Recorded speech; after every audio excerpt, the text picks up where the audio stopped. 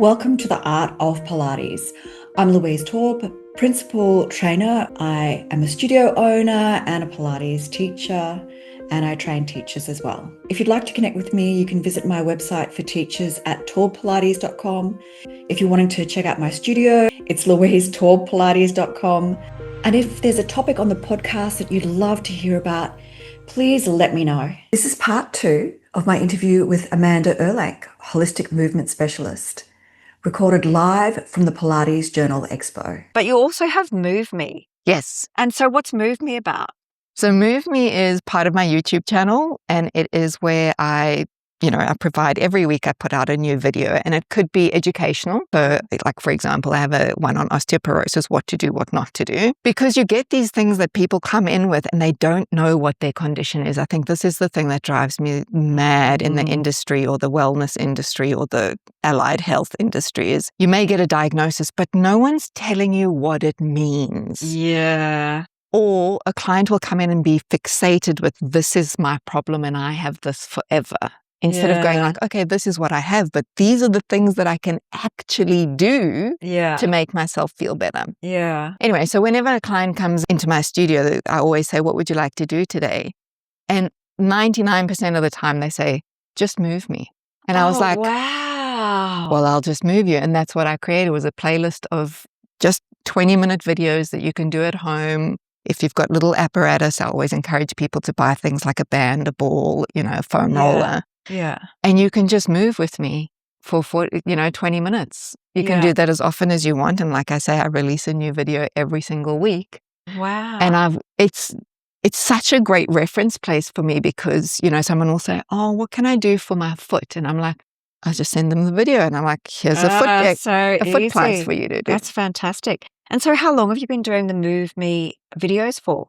Gosh, maybe 3 years. Oh, wow. Yeah, so I've built up at least 150 or so videos. That's a big on library. Yeah. Very big library. Yeah. Wow. That's fantastic. Yeah.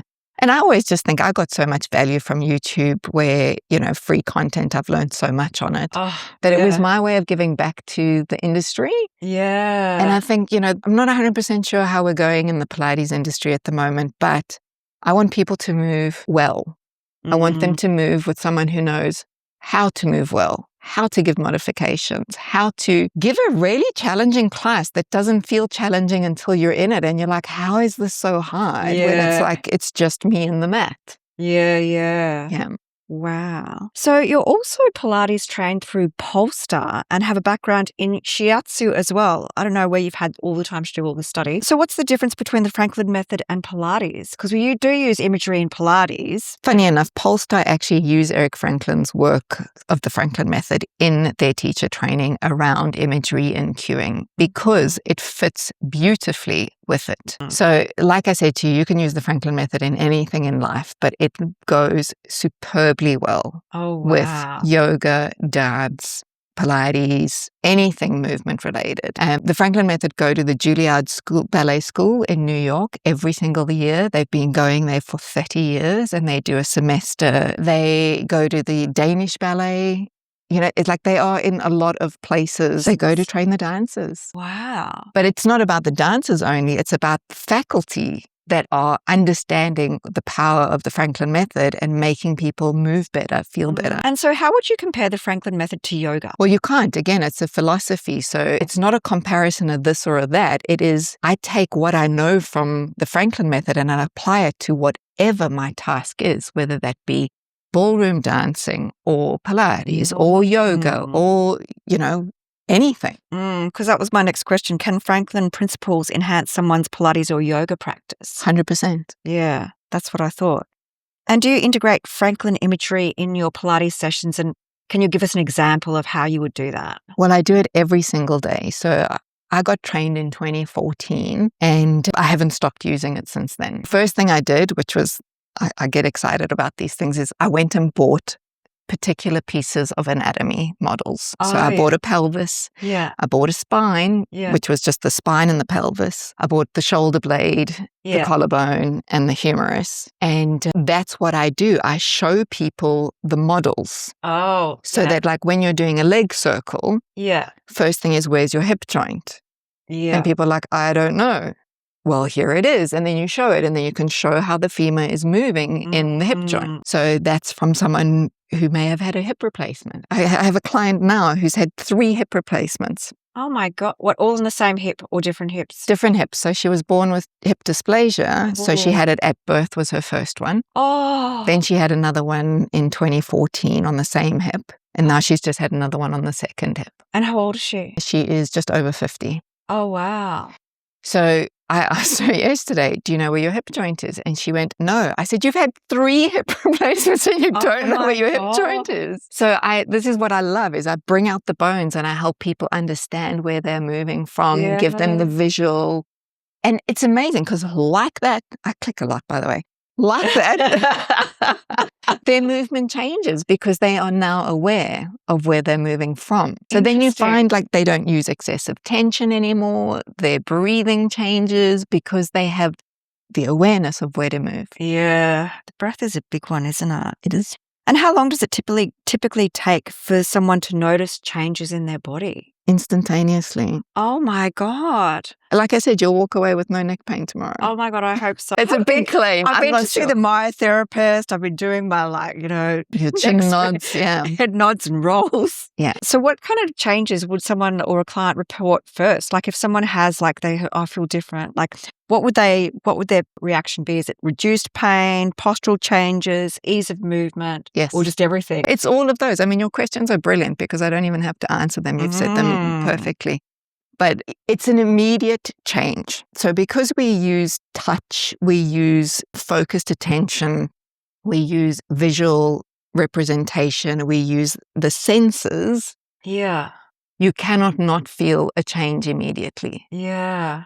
If you are in that state, you feel it. So your brain, if you are not focused while you are doing movement, your brain will not accept the new movement. Oh, that's interesting. So, I don't know about you, but there are many people that are at Pilates studios with Apple iPhone watches. Oh my God, I've got one. So and they put it on at the start of the studio. I've got to put my exercise in on my phone. But their phone will ring and then they're suddenly doing this, or a text message will buzz and their attention goes there. And you're terrible. Like, how many reps have you done? I don't know. Oh, an email just popped in. Yeah. Why do Pilates instructors get a bad rap for not being able to count when our clients don't even count for their own selves? Like we can't service everything. I'm looking at your body. I'm making sure the springs are right. I'm giving you different types of cueing. I'm trying to connect the dots of why does that foot look different today? What have you done? And you still want me to count your reps? No, thank you. Interesting. Yeah. Actually, that's so true. We should have like a thing where you put all your devices outside. Yes. Because it is very hard to focus. Okay, so you asked me a little earlier about yoga. Sorry, I interrupted you. You have to leave your phone outside the door. Yeah. It's a safe space. It's a sanctuary. Yeah. But I don't know why it's different when you walk into a Pilates studio. Suddenly you're allowed to take every call. You're allowed to have I have conversations in my studio. Yes, I do. But, like if my clients are talking so much they're not even listening to me, it's like, go for coffee afterward. Yeah. But for now, can you please just be here? And this is a gift. It's a discipline. It's not inexpensive to do Pilates. We are highly trained individuals. We've spent a lot of money training ourselves. And we want to share that with someone. If they don't have the respect for themselves, like, why do they come? Yeah, very true. So do you feel like when you're working with people that you can see real shifts in their mindset? Like, do people's mindset changes and their confidence change along with the other changes? One of my favorite stories of this week has been a client who came to me after a session. She's been coming probably for about 6 months consistently, twice a week. And end of the session, she was leaning over the desk trying to write something on my notepad. And I came over and she said, oh, I was going to leave you a note, but I'll tell you instead. And she said, I just wanted to let you know that since I've been coming to Pilates, I've now been able to get off of my antidepressants. I burst into tears. I went and I hugged her. I mean, I could cry now. I don't think she understood what that meant to me. It's not that I didn't do anything. She's done it, right? She's come in twice a week. She's done the practice at home. She's in a better mood because of it. She has community in the room. She has a life. She has shared, books and had a conversation with someone and laughed and asked questions that she can't ask other people. And she's just felt supported. Oh my God. And she I always thought she was happy. I didn't even know she was on antidepressants. Wow. And I said probably to her, that mental and physical strength has been able to kind of lift her out. and I think that's what people don't get with Pilates is it's not just about movement. It's not about a six pack. It's not about, your sexy bikini body. It drives me crazy because it is. A lot of people can be drawn to that because they want to have that image, but that's not actually what it's all about. No. And I mean, if we go back to Joseph Pilates' true work, it's like whole body health. You've got so many different things to draw on, like with your diploma in shiatsu and oriental therapies. Like, how do meridians influence your movement prescription? Everything. So the best way I can describe that is, remember I said meridians are not tangible. They're energetic lines in the body. Yeah. They've been around for centuries. It's a full practice in the Eastern world. It is how people get well, stay well. So if someone came into me, for example, and they say that they've got headaches or migraines, I always say, where is your migraine? So they're either going to go, it's like always here, or it's here, or it's here. Yeah, or here. And depending where they point, I know the meridian line that's affected. So then I will work at dispersing that energy line or tonifying the energy line. So one of my very first YouTube videos that was ever released was with Polestar in the US. I had gone over for a conference and I did a video on going into a mermaid on the chair. Oh, yeah. And how that was dispersing the gallbladder meridian. What is the meridian from the temple? So from here is the gallbladder. Oh, that's the gallbladder. Yeah. Oh. But it doesn't just go here. I mean, it runs through the whole body. It's the smallest organ in the body and it's the longest meridian. What is the gallbladder for anyway? Oh, don't people get them taken out? They do, and this is the difference between what we think in the Western world versus the Eastern world, and that is the gallbladder has an energetic quality to it that is supporting the liver. I mean, it does that in the West as well, but if you had something removed, the energy of it is not removed. You can still access the energy of it, even though the physical organ is not there. Can I tell you a really cool story? Yeah. Okay, so I hope you don't mind me sharing this. The first cadaver dissection I did, there was an acupuncturist there and she wanted to try and see if there would be energy still in the body. Yeah. So we dissected the kidney. Yeah. So I held the kidney outside the body in my hand. Yeah. And she put a needle into kidney 1, which is under the base of the foot. Yeah. My eyes were closed and this kidney started to vibrate in my hand. It wasn't attached to the body? No. I was holding a kidney in my hand, stepped away from the body. She put the needle in and this kidney vibrated. No way. You can't explain that to people. I mean, I tried to, but... Oh, wow. So energy is real. I mean, we're made up of energy. Everything is energy. Yeah. Your energy, this energy, that energy. Great energy. Like you just vibrate. Like it's really beautiful. Like you've got so radiant. Thank you. Yeah. And now a word from our sponsor, Taube Pilates. If you're interested in moving well and staying strong as you age, I've created an active aging ebook just for you. This 28-page guide is designed for adults 60 plus, Pilates clients focused on healthy aging, and Pilates teachers focused on working with older bodies. Inside, I share 8 essential exercises to support strength, confidence, balance, posture at any age. You can download it free in the link in the description. Move well, live strong. I think you'll have fun at the presentation tomorrow. Yes, I will. And do you find modern biomechanics and Eastern meridian theory complement each other? Absolutely. Because there sort of seems sometimes to be, I don't know if you have the biomechanics. Well, again, if I go back to that Kai description, the biomechanics are the nuts and bolts of the system. Yeah. This is how it works. And I think, most people don't understand, but your joints work in 3 dimensions. Like your knee is not a hinge joint. Sorry to tell you, it's not a hinge joint. It has 3 dimensions of movement to it. The meridian lines are they're everywhere. They run through the joints. They run through the muscles. They run through the ligaments, so it's a very complementary system. Yeah. People with frozen shoulder, we treat different points down on the lower leg and suddenly frozen shoulder gets better. So you can't separate these things apart. They are completely interconnected. Wow. And so would you be able to give us one simple Franklin-inspired exercise listeners could try today? Absolutely. And I'm going to talk it to you first. Oh, So goody. what we're going to do is we're going to take our hands. Yeah. We're going to put it at the back of our necks. Oh, goody. Yeah. So if I turn to the camera, you can see that way.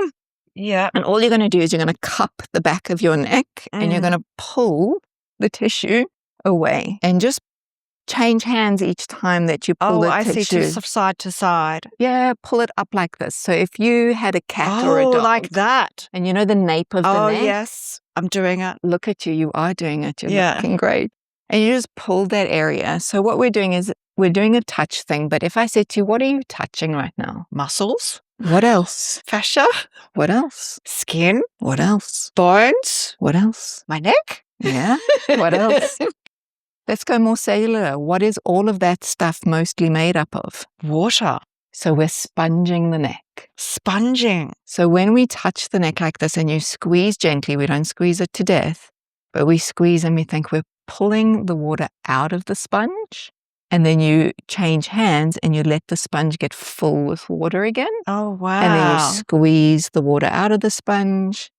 And then you let it inflate again and squeeze and release. Now, let's just bring your hands down towards your side. And you're going to tell me, what do you feel? I feel more relaxed, actually, and a little bit longer, a little bit taller in my spine. Yeah. How's your neck movement? It feels really good, actually. So if I said, I'm going to ask you the question where you said, how long does it take for someone to feel a change? Yeah, it's like immediate. I can't believe I just did that and now I feel so good.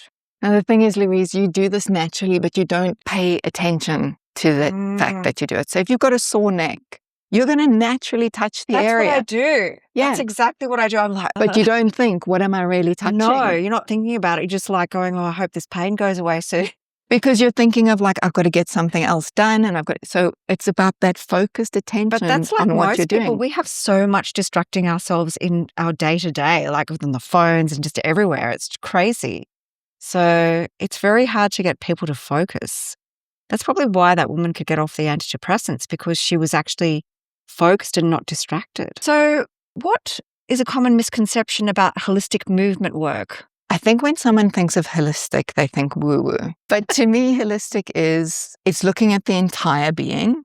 So not just the body, the physical side, but as I've already mentioned, I look at the spiritual, the emotional, the physical, the mental. But then in my practice, like you said to me, I've done a lot of studies and I have a lot of influences. So I draw on all of those things to help me work with an individual. My skill set is completely different to your skill set. Yeah. So your holistic approach is going to pull on your threads of genius. And that's what we're doing. And, you know, if I get to a point and like, I can't do this, I'm going to refer on. I've got a network of people, whether it be the massage therapist, the chiro, the osteo, the doctor, the whatever it is. You know how many questions people ask you about, you know, what book to read. They revere us. Yeah. Because we have this network of people or things that we help to make their lives better. So if someone feels disconnected from their body, what's the first step back to fluidity? You know, those people who come in and they find it really hard to understand what movement to do, or they just feel disconnected from themselves. I think, again, it's difficult because I want to say breath is the first thing, but there are so many people that don't even know how to breathe, right? You almost look at them and think, how have you managed to be on the earth for this long? Because you do not know how to breathe. Yeah. I'm going to say awareness.